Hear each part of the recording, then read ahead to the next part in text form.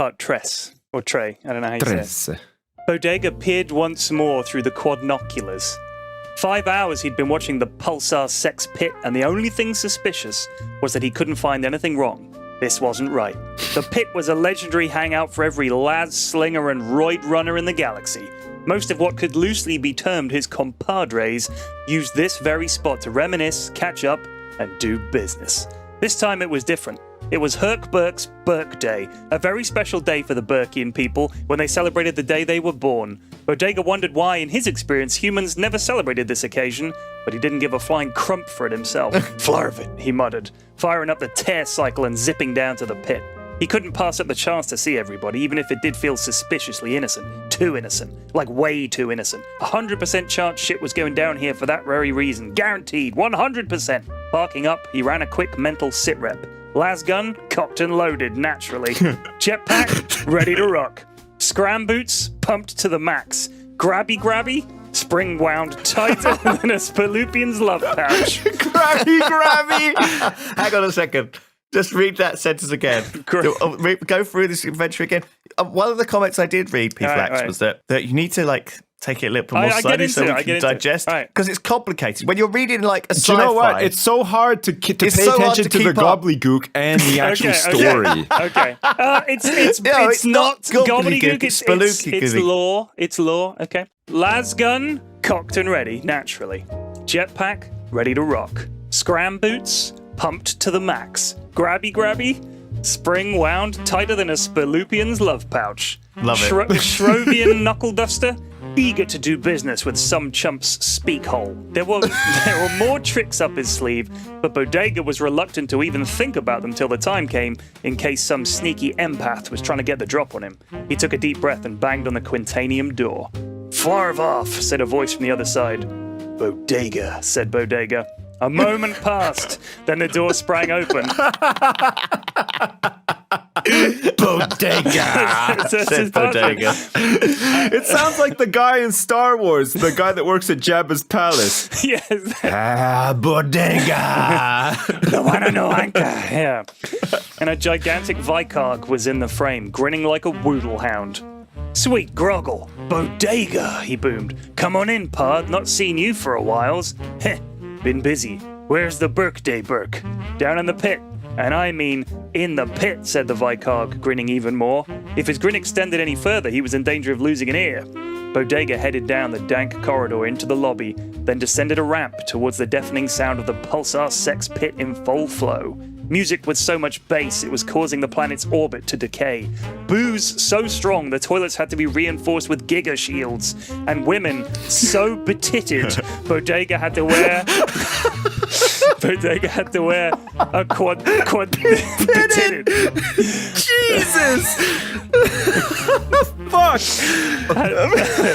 Fuck me! Bodega had to wear a quantanium jockstrap to prevent any inconvenience. Oh my god. No man wants to fight with a bone on. Or at least not one that ain't squared away combat style. Is a bone on an alien race? No, a boner.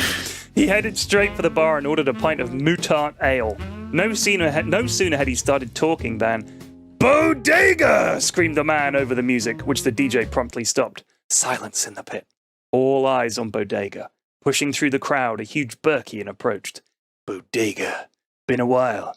Not seen you since maybe 2 weeks ago. Been working. Came back to wish you a happy birthday, Herc Burke. Well. Bodega, back in the pit, said Herc Burke, grinning. People sure were smiling a lot, thought Bodega. Too much. Too much smiling. Ain't no call for all this grinning and smiling. It ain't usual. We were hoping you'd come back. Me, Squiddles, Rhombus, Treg, and, you remember this guy, right? A huge man in a yellow jumpsuit stepped forward. Black skull mask and billowing red cape. Bodega couldn't see his face behind the mask, but he knew he'd be smiling like the rest of these humfunkers. Flav. It was a setup. The man in yellow. It was none other than Tan Blatchman, Bodega's arch nemesis. Oh my god. Not Tan Shit Blatchman. was about to get extremely real in this place, and many people were about to be separated from the body parts they held most dear.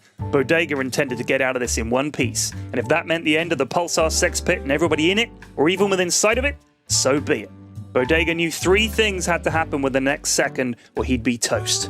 First, he had to distract every single person in here who was currently pointing a gun at him. The pit was full, so that was maybe 200 people. No problem. He stamped down on the button in the heel of his right boot, and waves of patented Happy Thoughts brain musher poured out of the toe and blasted everybody within 50 meters.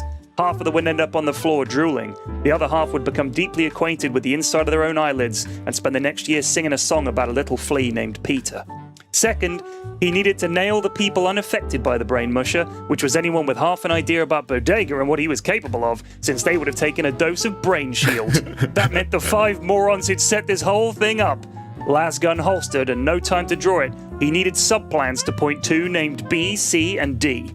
Plan B was to employ the grabby and Herkberg's nuts, which he did to good effect. The grabby shot out of Bodega's left sleeve and clamped on like a grog limpet, sending Herkberg to his knees, eyes wide and mouth small. Plan C, Squittles, Rhombus, and Treg all fell to the void grenade Bodega had hidden in a molar tooth and spat into the middle of them, congealing their bodies instantly into one homogeneous lump. Finally, Plan D, deal with Blatchman. No doubt he'd got something disgusting up his sleeve, that cape-wearing, jumpsuit-adorned pendejo shitbird. Bodega figured one thing he wasn't ready for was an old-fashioned punch in the kisser. Scram boots propelling him across the room, he connected with Blatchman's jaw with all the fury of a man invited to a birthday party only to be betrayed. Wait, was the grab still attached? No, it just shoots out. Okay. And thirdly, the entire bar on its ass, one way or another, Bodega did the decent thing and left. Las gun out. He seared a hole in the ceiling and jetpacked gracefully to a height of 200 meters before hovering, setting wide-angle beam on the las gun and raising the entire place and everyone in it to the ground. Farv, he said, pausing for a heartbeat. My tear cycle was parked there. The end.